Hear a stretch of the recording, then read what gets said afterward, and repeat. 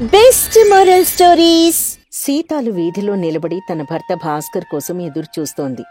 వంట చేయడానికి కూరగాయలు తీసుకురావడానికి వెళ్లిన భాస్కర్ మధ్యాహ్నం అవుతున్నా ఇంటికి రాలేదు. ఏం జరిగిందో ఏంటోనని కంగారు పడుతోంది సీతాలు.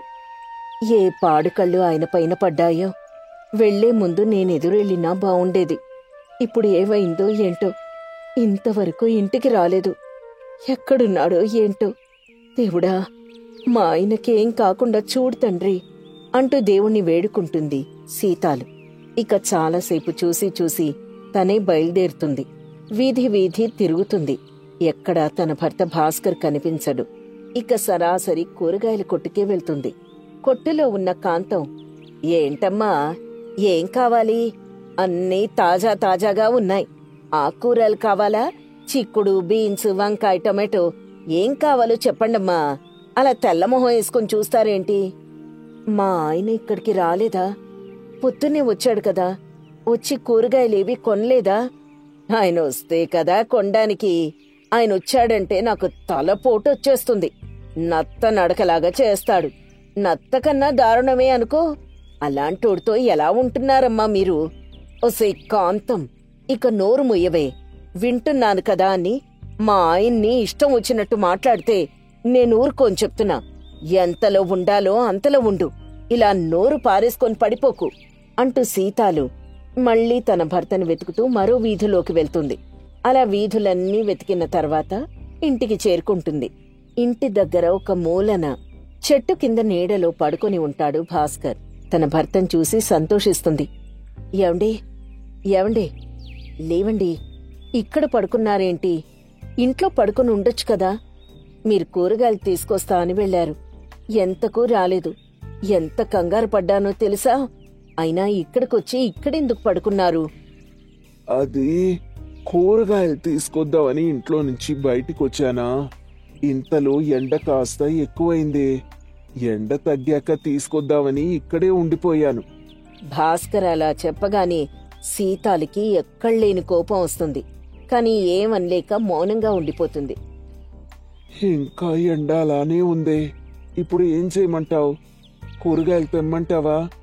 మీరేం తీసుకురావద్దు, నేనే వెళ్లి తెచ్చుకుంటాను.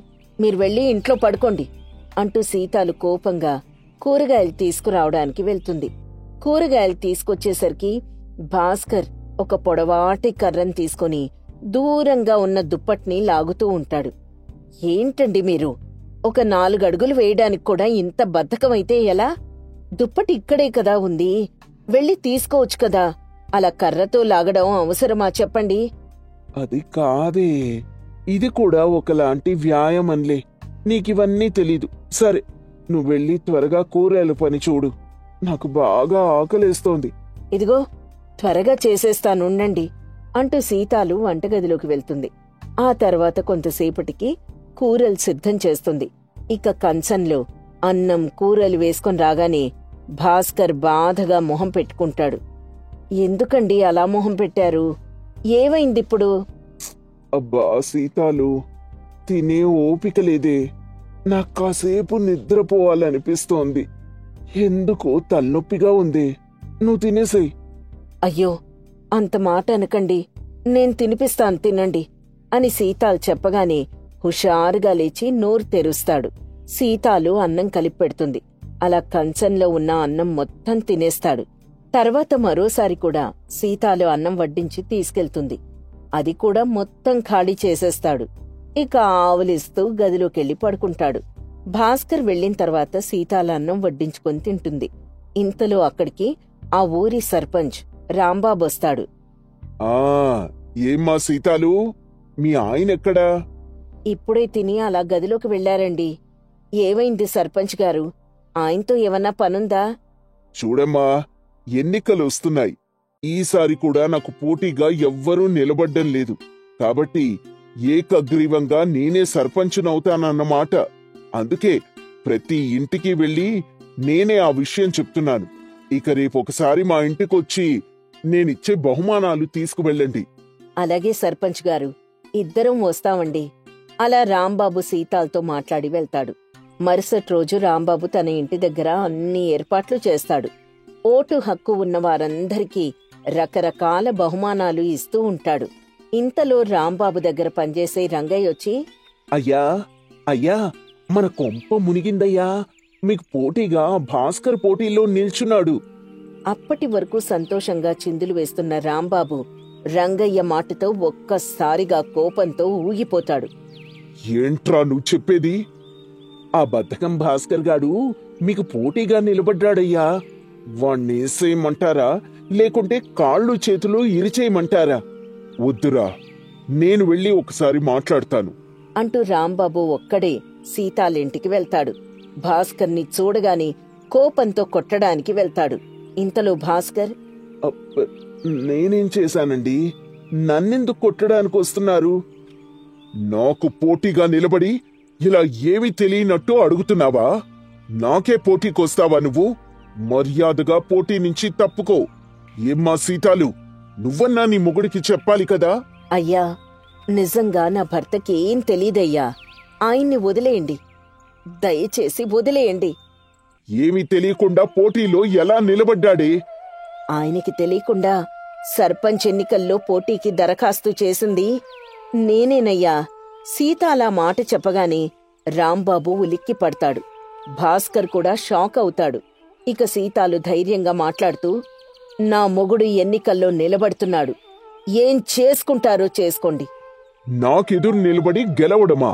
ఖచ్చితంగా ఓడిపోతాడు అంటూ రాంబాబు కోపంగా చూస్తూ వెళ్ళాడు. రాంబాబు వెళ్ళిన తర్వాత భాస్కర్ భయంతో గదిలోకెళ్ళి దాక్కుంటాడు. యాండే, ఇలా దాక్కుంటే ఎలాగండి? నాకు బయటికి వెళ్లాలంటేనే బద్ధకం. ఇప్పుడు ఏకంగా సర్పంచ్ ఎన్నికల్లో నిలబెడుతున్నావు. నీకేమన్నా పిచ్చా? నన్నేమనకండి. ఇలా బద్ధకం ఉన్నవాడితో ఎలా ఉండమంటారు నన్ను? నేను మీతో ఉండలేను. ఒక్క పని చేయడం రాదు. నేను తినిపిస్తే గాని తినరు. కనీసం కాస్త దూరంలో ఉన్న నీళ్లు తాగడానికి కూడా మీకు బద్ధకం. ఇక చాలండి. ఇంత బద్ధకంగా ఉన్నవాడితో నేను కాపురం చేయలేను. నేను విడాకులు తీసుకుంటాను. నా బతుకేదో నేను బతుకుతాను. ఏంటే ఈరోజు కొత్తగా మాట్లాడుతున్నావు? ఏవైంది నీకు? నన్ను వదిలేస్తావా? నువ్వు లేకుండా నేనుండలేనే. నువ్వేం చెప్తే అది చేస్తాను. నన్ను మాత్రం వదలకు. అయితే మీరు పోటీలో నిలబడండి. ఇంటింటికి వెళ్లి ప్రచారం చేసి గెలవండి. అయితే నేను చెప్పేది కూడా నువ్వు వినవే. నువ్వు చెప్పినట్టుగానే నేను ఎన్నికల్లో నిలబడతాను, కానీ ఇంటింటికి వెళ్లి ప్రచారం చేయను. సర్లేండి, ఏం చేసినా గెలిచేందుకే ప్రయత్నించండి. నా మొగుడు బద్ధకం భాస్కర్ కాదు, ఈ ఊరి భవిష్యత్తును మార్చే భాస్కర్ అవ్వాలి. అలా సీతాలు చెప్పిన తర్వాత చాలా గొప్పగా తనను తాను ఊహించుకుంటాడు. ఇక ఎన్నికల హడావిడి మొదలవుతుంది. రాంబాబు ఇంటింటికి తిరుగుతుంటే భాస్కర్ మాత్రం తన ఇంట్లోనే తిష్టవేస్తాడు. దీంతో సీతాలు చాలా కోపడుతుంది. మీరు చేసేదేం బాలేదండి. ఆ రాంబాబుకు పోటీగా ఇప్పటివరకు ఎవ్వరూ నిలబడలేదు. కాని మీరు మొదటిసారి ఆయనకు పోటీనిస్తున్నారు. ఇప్పుడేమో ఇలా చేస్తున్నారు. అది కాదే, కానుకలివ్వడానికి మన దగ్గర ఏం లేవు కదా. అలా అంటున్న భాస్కర్కు ఒక మంచి ఆలోచన వస్తుంది. పగటిపూట కాకుండా రాత్రిపూట ప్రతి ఇంటికి వెళ్లి వారితో మాట్లాడకుండా కొన్ని వస్తువులు ఉంచేసి వచ్చేస్తూ ఉంటాడు. అది చూసిన సీతాలు, ఏంటండి ఇలా రాత్రిపూట ఇస్తుంటే మనకేంటి లాభం? మత్తుండే చేస్తున్నారా? ఇలా ఎవ్వరికీ మీరు తెలియకుండా చేస్తే ఎలాగండి? ఇచ్చింది మీరే అని వాళ్ళకి తెలియాలి కదా. నేను చేసేది చూస్తూ ఉండవే, ఇంకేం మాట్లాడకు. అన్నట్టు ఆ రాంబాబు ఏ బహుమానాలు ఇస్తున్నాడు? ఇంటి సామాన్లు, చీరలు, ఇలా ఏవేవో ఇస్తున్నాడండి. అయితే నేనేం చేస్తానో నువ్వు చూస్తూ ఉండు అంటూ రోజు రాత్రిపూట ప్రతి ఇంటికి వెళ్లి కూరగాయలు ఉంచి వచ్చేస్తాడు. ఆ తర్వాత పాలు, చక్కెర ఉంచుతాడు. వాటిని అందరిళ్ల ముందు ఉంచుతున్నది భాస్కరే అని తెలిసి ఊరి జనమంతా నవ్వుకుంటారు. ఒరే రంగయ్య, ఆ బద్ధకంగాడు చూసావా? పప్పులు ఉప్పులు ఇస్తున్నాడంట. వాడికి రాజకీయం రాదయ్యా. పెళ్ళాం మాటలు విని ముచ్చట పడుతున్నాడు. వాడు మన స్థాయికి ఎలా తూగుతాడయ్యా? పగటిపూట ఇవ్వకుండా రాత్రిపూట ఇళ్ల ముందు ఉంచేసి వెళ్ళిపోతున్నాడంటయ్యా. రేయ్, వాడిలా చేతకాని పనులు చేయకూడదు. ఈసారి మనం డబ్బులు కుమ్మరించాలి. అలాగేనయ్యా అంటూ ఊరంతా బంగారం, డబ్బులు పంచుతాడు రాంబాబు. మరోవైపు భాస్కర్ మాత్రం పెన్నులు, పుస్తకాలు, పప్పు, ఉప్పు, బియ్యం లాంటి నిత్యవసర వస్తువులు అందరి ఇళ్ల ముందు ఉంచుతాడు. అయినా కూడా భాస్కర్ చేసే పనులు చూసి అందరూ నవ్వుకుంటూ ఉంటారు. ఇక ఎన్నికలకు వారం రోజుల ముందు వరకు అందరూ రాంబాబుదే పై చెయ్యి అని అనుకుంటారు. అది విన్న సీతాలు, ఏంటండి ఇలా చేశారు? మీరు చేసిన పని ఏం బాలేదు. అలా రాత్రిపూట పంపిణీ చేయడం ఏమన్నా బావుందా చెప్పండి? అది కూడా కూరగాయలు, పప్పులు, ఉప్పులా? అందుకే మిమ్మల్ని చూసి అందరూ నవ్వుకుంటున్నారు. ఇప్పుడు ఆ రాంబాబు గారిదే విజయమని అనుకుంటున్నారందరూ. ఊర్లో తలెత్తుకోలేకపోతున్నాను.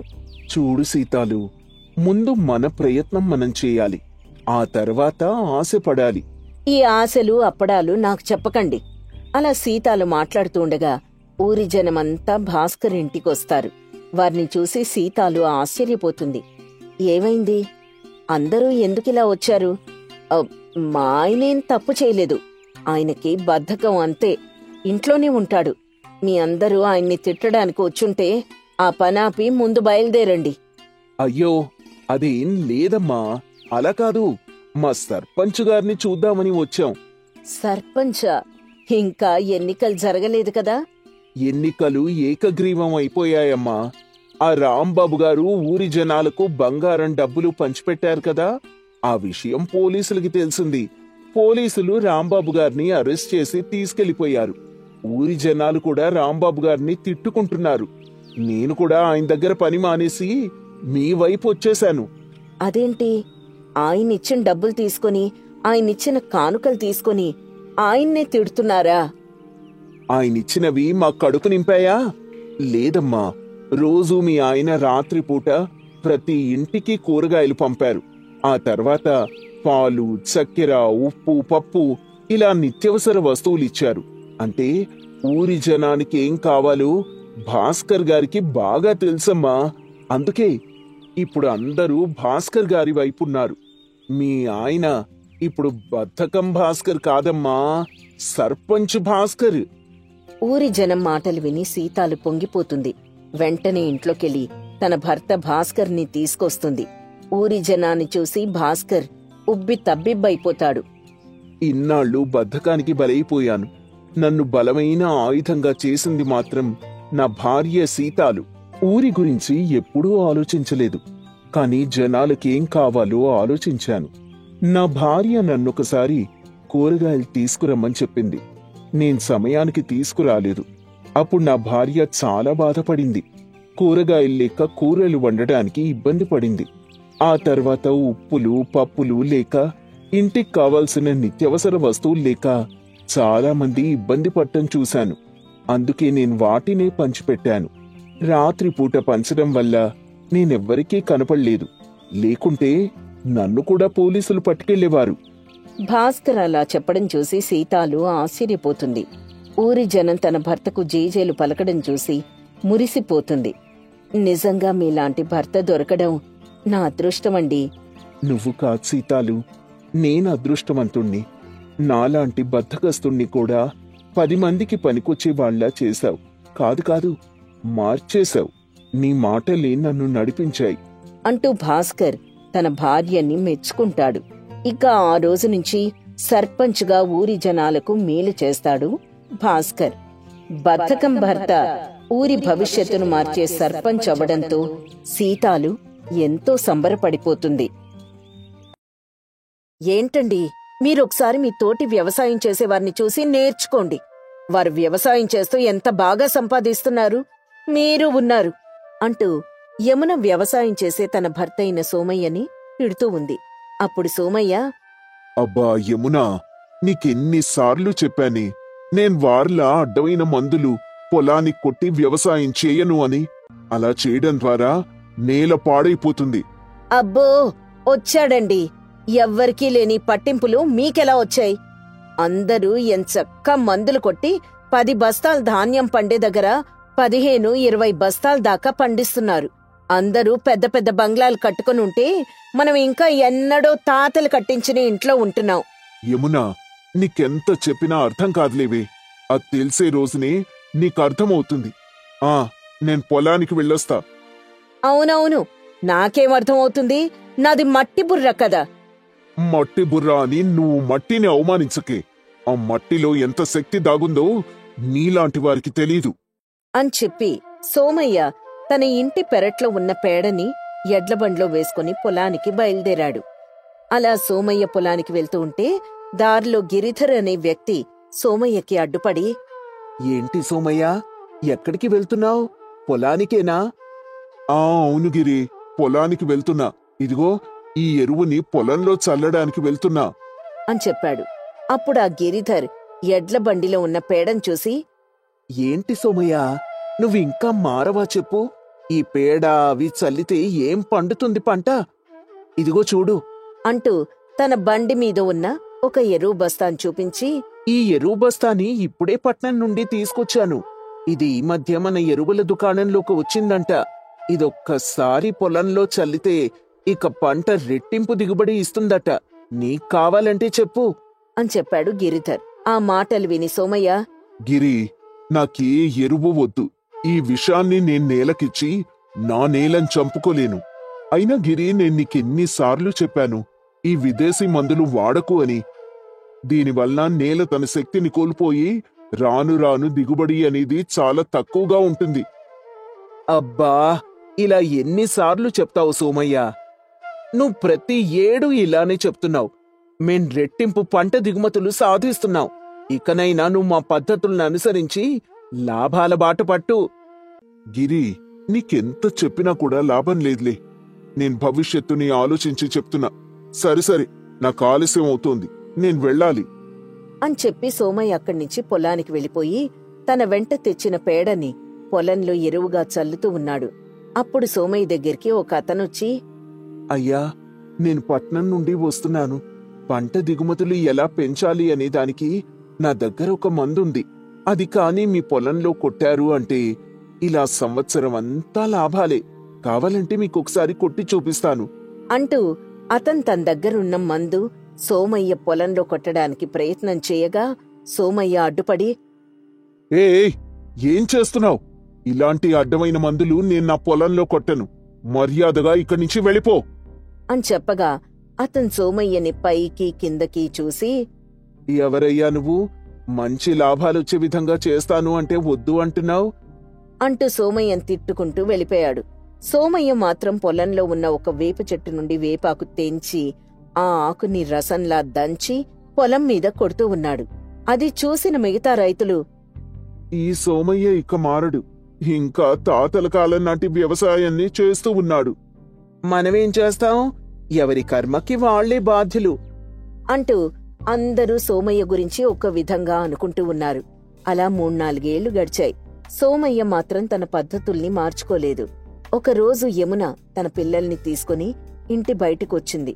అది చూసి సోమయ్య, ఏంటి, తల్లి కూతుళ్ళు ఎక్కడికో ప్రయాణమవుతున్నారు? అది కూడా చెప్పా పెట్టకుండా అని అడిగాడు.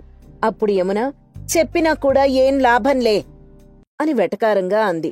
అప్పుడు సోమయ్య, యమునా, అలా అర్థం కాకుండా మాట్లాడుకు. ఏదైనా ఉంటే సూటిగా చెప్పు. ఎన్నిసార్లు చెప్పాలయ్యా నీకు? నువ్వేమో అందరిలా వ్యవసాయం చేవు, అందరేమో చక్కగా విదేశీ మందులు కొట్టి డబ్బులు బాగా సంపాదిస్తున్నారు. నీకు చెప్పి చెప్పి నా ఓపిక నశించిపోయింది. అందుకే నువ్వు అందర్లా వ్యవసాయం చేసిన రోజే నేను నా పిల్లలు మళ్లీ ఇంటికొస్తాం అని చెప్పి సోమయ్య ఎంత బ్రతిమిలా అన్నా కూడా వినిపించుకోకుండా తన పుట్టింటికి వెళ్ళిపోయింది. ఈ విషయం తెలిసిన గిరిధర్, ఏంటి సోమయ్య, నేను విన్నది నిజమేనా? నీ భార్య పుట్టింటికి వెళ్ళిందంట కదా? నీ భార్య ఎప్పుడు పుట్టింటికి వెళ్లేదా ఏంటి? అంత కొత్తగా అడుగుతున్నావు. ఆహా, ఏం లేదు. నేను వేరేలా విన్నానులే. ఇంతకీ ఎటు వెళ్తున్నావు? మళ్ళీ విత్తనాలు వేసే సమయం అయింది కదా, అందుకే విత్తనాలు తయారు చేయడానికి వెళ్తూ ఉన్నాను. అబ్బా, ఎందుకు సోమయ్య ఇవన్నీ? చక్కగా ఊరి చివరన పెద్ద మందుల దుకాణం పడింది. అక్కడికి వెళ్లి సంకర జాతి విత్తనాలు కొను. శ్రమ తక్కువ, ఆదాయం ఎక్కువ. గిరి, నాకు నేను కన్నబిడ్డ కావాలి, కాని ఎవరో కన్నబిడ్డ నాకెందుకు అంటూ మోటుగా సమాధానం చెప్పాడు. ఆ సమాధానంతో గిరిధర్ ఏం మాట్లాడకుండా వెళ్ళిపోయాడు. ఆ సంవత్సరం అందరూ విత్తనాలు వేశారు. ఎప్పట్లాగే అందరూ విదేశీ మందు పొలానికి కొట్టి సంతోషంగా ఉన్నారు. సోమయ్య మాత్రం తన పద్ధతిలో తను తయారు చేసుకున్న విత్తనాలు నాటాడు. యమునా, ఇంకా ఎన్నాళ్ళని ఇలా పుట్టింట్లో ఉంటావు చెప్పు. నలుగురికి తెలిస్తే ఏమనుకుంటారు? పొలంలో విత్తనాలు కూడా పెట్టాను. పొలం పనులు చాలా ఉంటాయి. నీకు తెలియందా చెప్పు? నీ సాయం లేకుండా నేనొక్కడినే వ్యవసాయం చేయగలనా? ఆహా, ఈ మాటలకేం తక్కువ లేదు గాని నేను చెప్పింది చేయడానికి మాత్రం నీకు మనసు రాదు. అయినా ఆ వ్యవసాయం చేసి ఏం లాభం అని అంటూ ఉండగా అక్కడికి యమున అన్నయ్య వేణు వచ్చాడు. బాబా, ఇంకా ఎన్నాళ్ళని వ్యవసాయం చేస్తూ ఉంటావు చెప్పు. మీ వైపు భూమి ధరలు ఆకాశాన్ని అంటుతున్నాయంట కదా. చక్కగా భూమిని అమ్మేసి ఆ డబ్బుతో పట్నంలో ఏదైనా వ్యాపారం మొదలెట్టొచ్చు కదా అనన్నాడు. అప్పుడు సోమయ్య, తల్లిని అమ్ముకుని నేను వ్యాపారం చేయలేను. యమునా, నీకు నా పద్ధతులతోనే ఇబ్బందైతే ఇక్కడే ఉండు అని చెప్పి ఇంటికొచ్చేశాడు. కొన్ని రోజులకి సోమయ్య పొలానికి వెళ్తుండగా గిరిధర్ బాధగా ఒక దగ్గర కూర్చునున్నాడు. అది చూసి సోమయ్య, అరే, ఎప్పుడూ చలాకీగా మాట్లాడి గిరేంటి ఈ రోజు అలా దిగాలుగా కూర్చున్నాడు? ఏమై ఉండొచ్చు అని అనుకుంటూ గిరిధర్ దగ్గరికి వెళ్లి, గిరి, ఏమైంది ఇలా ఒంటరిగా కూర్చున్నావు అని అడిగాడు. అప్పుడు గిరిధర్, సోమయ్య, నేను మోసపోయాను సోమయ్య. ఆ పట్నం దుకాణం వాడు నాకు నకిలీ విత్తనాలిచ్చాడు. ఎంతో పెట్టుబడి పెట్టి పంట సాగు చేశాను. కాని భూమిలో నుండి మొక్కలైతే మొలిచాయి కాని వాటికొక్క ధాన్యం గింజ కూడా రాలేదు.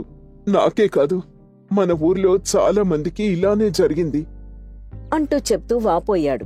అప్పుడు సోమయ్య, గిరి, నేను నీకు ముందు నుండి చెప్తూ వచ్చాను, ఇలాంటి విదేశీ వాటిని నమ్మకూడదు అని. సరే పద, నీ పొలానికి వెళ్లి చూద్దాం అంటూ గిరితో పాటుగా గిరి పొలానికి వెళ్లి చూశాడు సోమయ్య. సోమయ్య నేలని బాగా పరిశీలించి, గిరి, నీ పొలంలోని నేలంతా పాడైపోయింది. నీకర్థమయ్యేలా చెప్పాలి అంటే నీ పొలంలోని నేలకి జబ్బు చేసింది. దానికి మనదైన పద్ధతుల్లో చికిత్స చేయాలి. విత్తనం సరైందే కాని నేల సరిగ్గా లేదు. అందువల్లే ఒక్క ధాన్యం గింజ కూడా రాలేదు. సోమయ్య, నువ్వేదైనా చెయ్యి, కాని నా పంటని మాత్రం బ్రతికించు అని వేడుకున్నాడు గిరి. గిరి, నేనున్నాను కదా, ముందు నువ్వు బాధపడకు అని చెప్పి సోమయ్య తనకి తెలిసిన పాత పద్ధతుల ద్వారా కొన్ని రసాయనాలు తయారు చేసి, గిరి, ఇదిగో ఈ రసాయనాల్ని రోజు క్రమం తప్పకుండా సూర్యుడి కిరణాలు పంటను తాకగాని పొలానికి కొట్టు. అలాగే ఇదిగో నేను పేడ, ఇంకొన్ని ప్రకృతిలో దొరికే వాటి నుండి ఒక మిశ్రమాన్ని తయారు చేశాను. దీన్ని రోజు నీళ్లలో కలిపి 3 పూటలా ఆ నీటితో నేలని తడుపుతూ ఉండు అని చెప్పాడు. గిరిధర్ సోమయ్య చెప్పినట్టుగానే క్రమం తప్పకుండా చేశాడు. ఆశ్చర్యంగా కొద్ది రోజుల్లోనే గిరిధర్ పొలంలో ధాన్యం గింజలొచ్చాయి. అది చూసి గిరిధర్, సోమయ్య, నీ మేలు నేను జన్మలో మర్చిపోలేను అంటూ అన్నాడు. ఈ విషయం ఆ ఊరంతా తెలిసి అందరూ ఆశ్చర్యపోయారు. ఆ ఏడు అందరి పొలాల్లో రాబడి చాలా తక్కువ వచ్చింది. అప్పుడు అందరూ కలిసి భూమిని పరీక్ష చేయిస్తే వారి భూమిలో పంట పండే శక్తి తగ్గిపోయిందని తెలిసింది.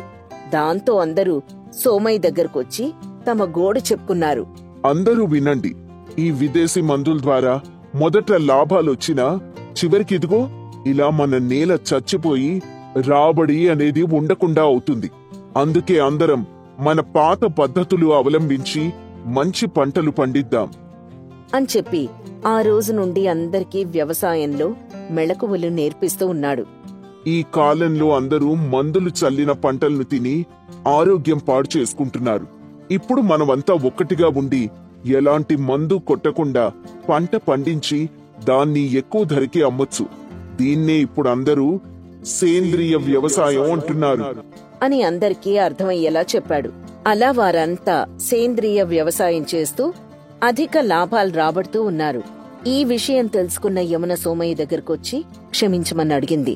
తను మాత్రమే కాకుండా ఆ ఊర్లో సోమయ్యని అవమానించిన వారందరూ ఇప్పుడు సోమయ్యని గౌరవించడం, అన్నీ తను చెప్పినట్టుగా చేయడం మొదలుపెట్టారు.